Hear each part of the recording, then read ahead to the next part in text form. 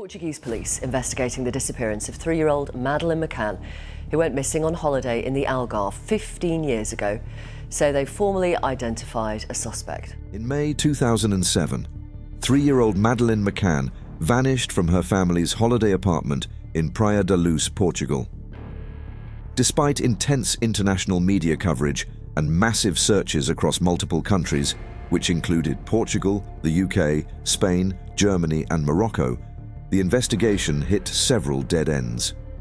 Misleading clues, false reports and unverified tips flooded in, which wasted time and resources. Prominent media outlets like the BBC, Sky News and The Guardian followed every lead, but none led to the breakthrough everyone had hoped for. This morning, we're just hearing that a search is underway for a 3-year-old British girl who's gone missing in the Algarve area of Portugal. Years later, did authorities find her whereabouts? What went wrong, and why has this case remained one of the most puzzling disappearances in history? Let's get into it.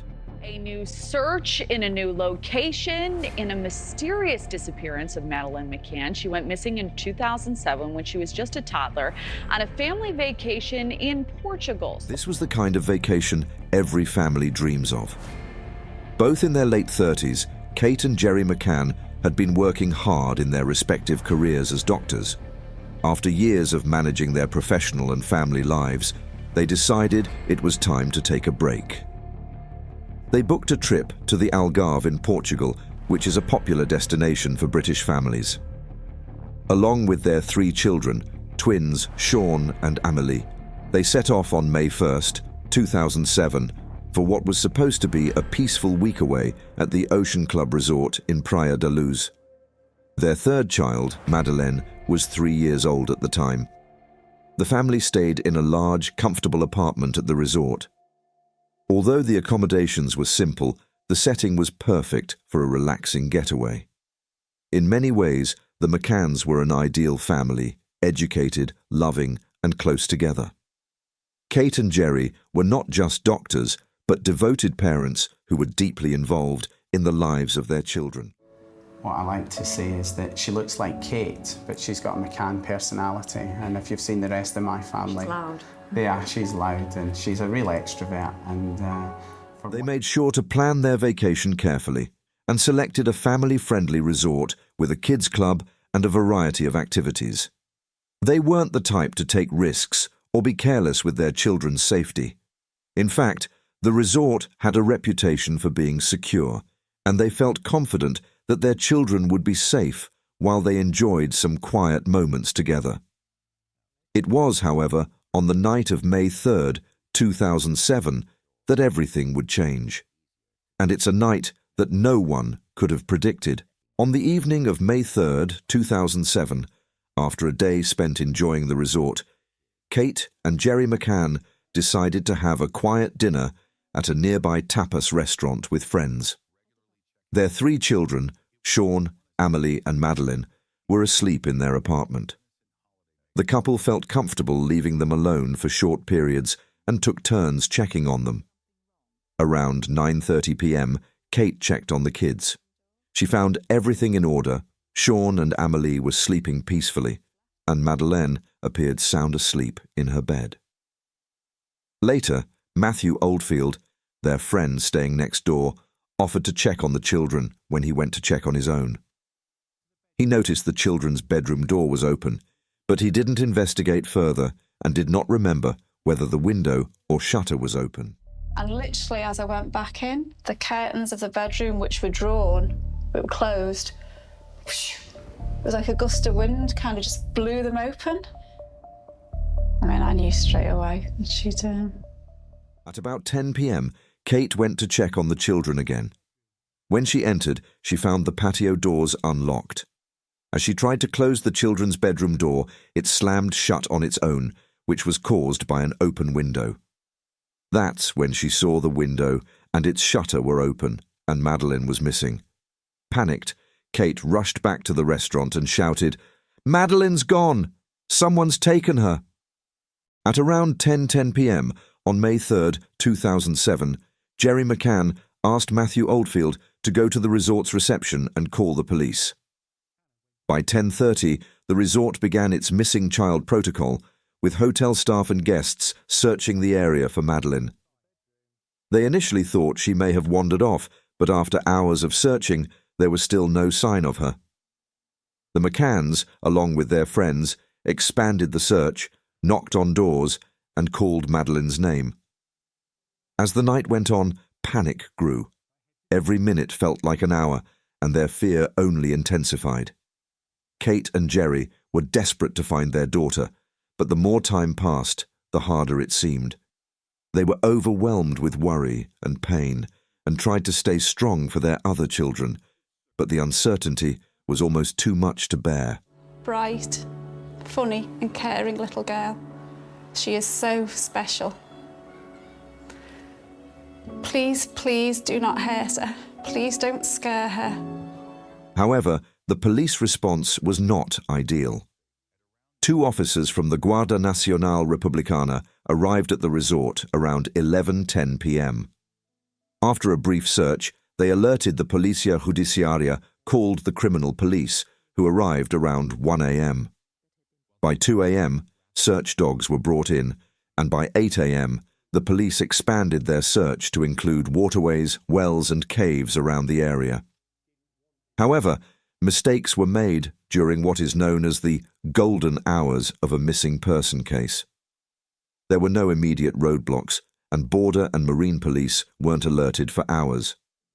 Key surveillance footage was never requested, and many people at the resort were never interviewed. DNA from an unidentified stranger was discovered in Madeleine's bedroom after samples were sent to 3 forensic labs. Nevertheless, by the time the apartment was sealed off, around 20 people had already entered the room, which may have compromised the evidence. Meanwhile, it took Interpol 5 days to issue a global missing person alert, further delaying the investigation. The police only placed tape across the door at 3 a.m., but by then it was of no use. There were reports of crowds gathering outside the apartment, which also included near the children's bedroom window, where an abductor might have entered. Even police officers mishandled the evidence, with one dusting the window shutter for fingerprints without wearing gloves and further contaminating the scene. If you make mistakes or you don't do the right things in the right order, then you get off on the wrong foot. When you get off on the wrong foot, then the investigation tends never to recover from it. 12 days after Madeleine McCann went missing, Robert Murat, a British-Portuguese property consultant, became the first suspect. Murat lived near the McCann's apartment and had been involved in the case and offered to help with translations.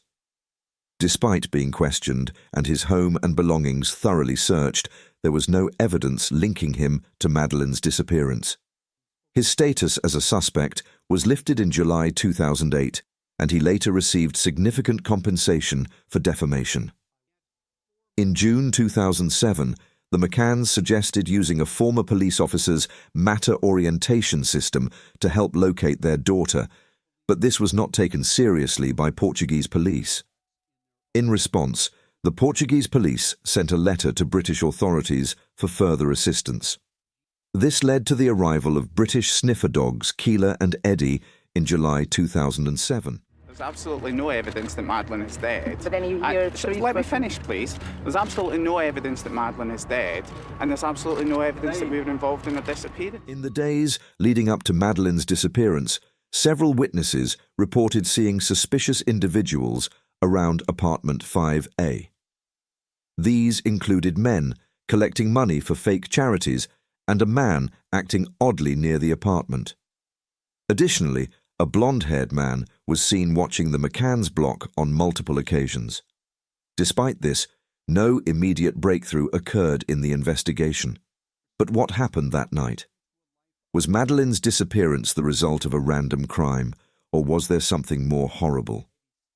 There have been multiple theories regarding the possible reasons behind her vanishing, and we'll explore some of them later in the video. But for now, let's take a closer look at DNA analysis. In August 2007, hair and fibres from the McCann's car and apartment 5A were sent for DNA testing. On August 8th, the results were shifted from abduction to a murder inquiry. The forensic lab used a controversial low copy number DNA technique, which is prone to contamination. On September 3rd, they reported a partial match to Madeleine's DNA in the car's boot, but the results were inconclusive. This suggested the DNA could belong to multiple individuals and raised doubts about the reliability of the findings. By September 2007, the McCanns were officially named arguidos, which means suspects. DNA evidence from their rental car and the apartment was presented, but the results were complex and inconclusive. Despite this, the Portuguese police suggested that Madeleine may have died in an accident, and the McCanns were urged to confess. The media coverage became increasingly negative, and the case was later archived in 2008 due to a lack of evidence. For 10 years, I've been following an investigation which many argue was flawed from the start.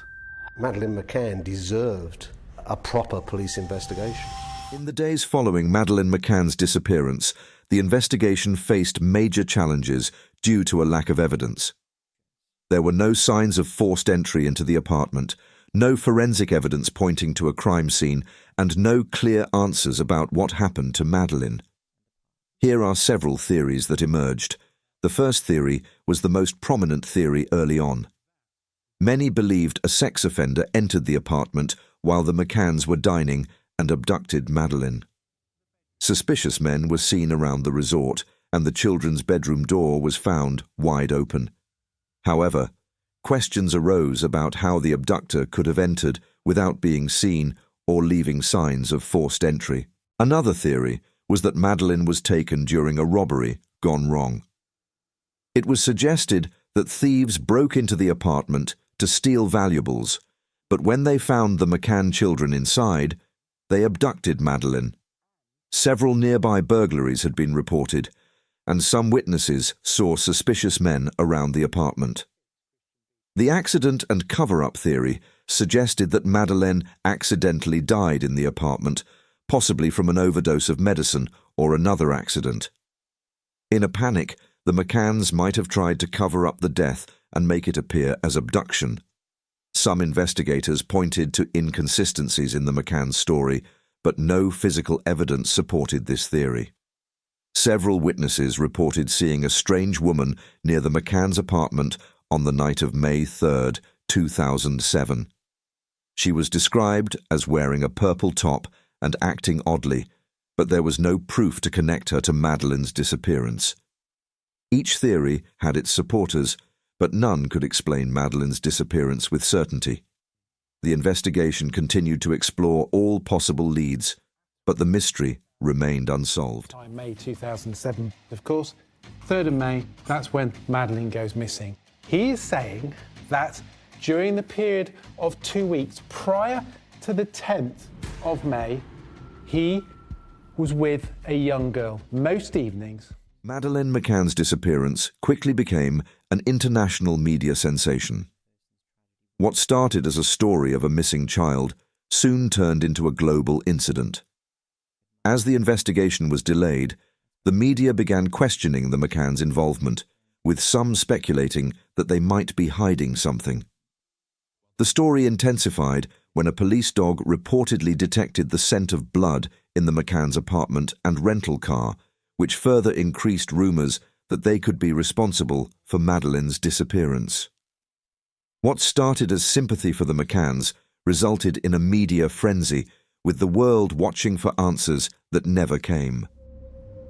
3rd of May 2007, and behind me is apartment 5A, and that is where, on that night, Madeleine was put to bed in the same room as her brother and sister. Jerry and Kate, Mum and Dad, went to the tapas bar just down here. The McCanns returned to the UK on September 9, 2007, despite being named suspects in the case of their daughter Madeleine's disappearance. On September 10, 2007, Chief Inspector Tavares de Almeida concluded in a report that Madeleine had accidentally died in the family's apartment, and the McCanns, with the help of their friends, the information that now ties the present suspect's phone to the area would have been available at that time if someone had looked for it. had staged the abduction. This theory was further explored in a leaked diplomatic cable from September 28, 2007, which revealed that both US and UK authorities were working together on the case. Meanwhile, in October 2007, Portuguese police expanded their investigation, but tensions with the McCanns worsened when they refused to participate in a police reconstruction. The investigation came to an end on July 21, 2008, when the Portuguese Attorney General announced there was no evidence linking the McCanns or Robert Murat to Madeleine's disappearance, and the inquiry was closed. However, just weeks later, on August 4, 2008, the authorities released thousands of pages of case files and confirmed the lack of solid evidence. After Madeleine McCann's disappearance, her parents created Madeleine's Fund, which raised over £1.8 million by March 2008 with support from figures like J.K. Rowling and Simon Cowell. The fund offered a £2.5 million reward. To follow leads, the McCanns hired private investigators, which included control risks and méthode très, such as possible findings in Morocco. Tensions between the McCanns and the Portuguese police increased. In 2008, they paid £500,000 to hire Oakley International, which produced e-fits of a suspect. These e-fits were kept private until 2013, which led to controversy when released by Scotland Yard. The McCanns later received £55,000 in damages from the Sunday Times for publishing the story. There were people saying that. I recorded an interview with a man from the Algarve Tourist Board. He said, I mean, you keep an eye on your suitcase, why would you not keep an eye on your child? In 2009, the McCanns met with British Home Secretary Alan Johnson to request a review of Madeleine's case. This led to a report by Jim Gamble in 2010, which criticised the lack of coordination between British and Portuguese authorities and recommended closer cooperation. In May 2011, under Home Secretary Theresa May, the British government launched Operation Grange, a full review of the case by Scotland Yard. This was partly sparked by a petition from the Sun newspaper. The operation started with a team of 29 detectives, and by July 2013, it had become a full investigation. Over the years, the team translated documents, released age-progressed images, and investigated hundreds of possible sightings and sex offenders. By 2016, the investigation was scaled back, but the Home Secretary approved additional funding. In 2018, the Home Office extended the funding until March 2019, bringing the investigation's total cost to £11.6 million. Further extensions followed in 2018 and 2019 to continue the inquiry. Of an ongoing investigation, not just to people like me, to the family involved. And what happens when you have no information? In 2014, police used mobile phone tracking to trace calls made near the Ocean Club around the time Madeleine disappeared. They identified a former bus driver and his associates, but after questioning, they denied involvement. Another key figure was Euclides Monteiro, a former Ocean Club worker whose phone was traced near the scene. Though he had been questioned about break-ins in the past, no evidence linked him to Madeleine's case, and he died in 2009. In March 2014, Scotland Yard appealed for information about a man involved in sexual assaults in Algarve holiday homes, suspecting Monteiro was responsible. A large search in Praia da Luz in June 2014 found no new evidence, and interviews with 4 Portuguese citizens yielded no leads. Later in December, 11 people, including associates of Robert Murat, were questioned, but again, nothing substantial came from it. A key source of evidence in any modern crime investigation is mobile phone data. In this case, according to this secret Home Office report, there was lots of it.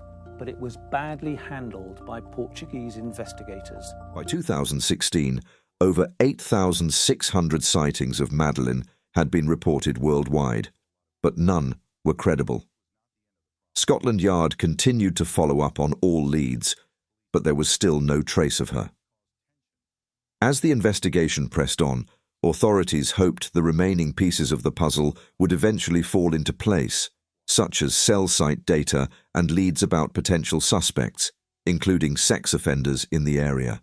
In 2017, 10 years after Madeleine's disappearance, her parents remained hopeful.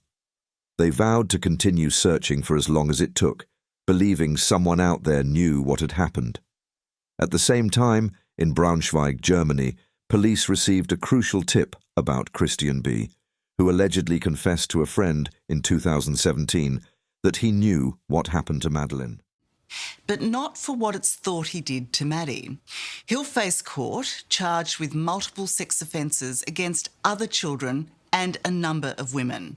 In June 2020, German police dropped a bombshell.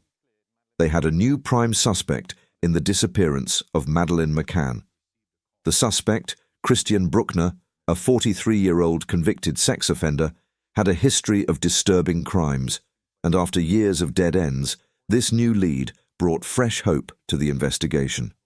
Seen as crucial for trying to keep Christian B. behind bars for long enough for charges to finally be brought over the disappearance of Madeleine. Bruckner's criminal past was disturbing. Over the past 3 decades, he had a long history of criminal activity, which included burglary, drug trafficking, and sexual abuse. Authorities described him as a psychopath with no empathy who targeted vulnerable girls. The criminal career of Bruckner began in 1994 when he was convicted for sexual abuse in Germany, and after escaping to Portugal, he continued to commit crimes, which included stealing from hotels and holiday apartments near the Praia da Luz resort. German police linked Bruckner's movements to the night of Madeleine's disappearance. The latest development appears to be a focus on 3 main suspects, 2 men and a woman who were seen with a girl resembling. They discovered that 1 hour before she was last seen, Bruckner's cell phone had made a call near the resort. Investigators also found that Bruckner had registered his car to someone else and left Portugal the day after Madeleine's disappearance. Was this just a coincidence? Or could it be that he knew more than he was letting on? Bruckner's involvement seemed even more likely when investigators exposed disturbing evidence linking him to other crimes. In 2013, Bruckner was found to have posted in a paedophile chat room on Skype, where he discussed his fantasies of abusing children. Although he didn't mention Madeleine, it raised red flags. Then, in 2016, investigators searched an abandoned factory once owned by Bruckner and found photos and videos of child abuse. Despite Bruckner being a known criminal, it took years for police to connect him to Madeleine's case.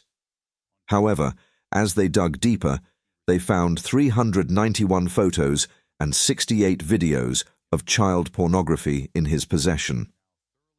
In December 2019, Christian Bruckner was sentenced to 7 years in prison for the rape of a 72-year-old American woman in 2005 in Portugal, near Praia da Luz, where Madeleine McCann's family had been staying. The attack was captured on video, and it is believed Bruckner assaulted the woman, as well as another woman and a teenager. By 2022, Portuguese authorities named him official suspect in Madeleine's case, though they did not reveal the individual's identity. The announcement followed requests made by both German and British police. It wasn't clear whether Bruckner was the suspect or if a new individual had emerged. Bruckner's criminal history also included serving time for drug trafficking. In May 2023, Portuguese and German authorities conducted a 3-day search of the Barragem do Arado reservoir, about 30 miles from Praia da Luz, where Madeleine went missing. The area had been searched before in 2008, when a lawyer claimed his criminal contacts had told him Madeleine's body could be there. At the same time, Bruckner stood trial in Germany for rape and sexual assault charges, with attacks allegedly happening in Portugal between 2000 and 2017. In June 2024, a German investigator revealed that authorities had uncovered an email account linked to Madeleine's disappearance. The account was allegedly associated with Bruckner. Investigators also found a second email account used to distribute child abuse images. Shockingly, the emails from this account were deleted shortly after Madeleine's disappearance in early 2007. That this suspect is a man already in jail in Germany on drugs offences, a man who is a convicted sex offender. He has previously been found guilty of raping a 72-year-old woman. In October 2024, Christian Bruckner was cleared by a German court in an unrelated trial.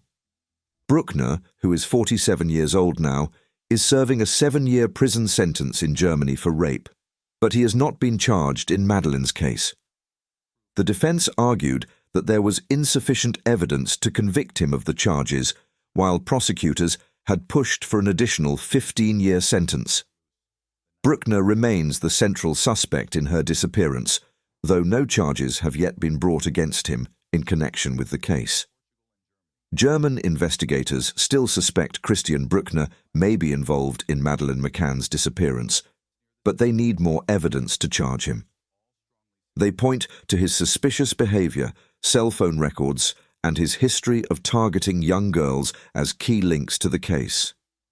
The McCanns remain hopeful and posted on their website, "We will never give up hope of finding Madeleine alive, but whatever the outcome, we need to know the truth to find peace." As Bruckner stays silent in prison, the investigation continues. Is he the one responsible, or is there more to the story? While you don't know what happened, you don't find the truth, you don't know what happened to Madeleine, and you live with this doubt in your heart.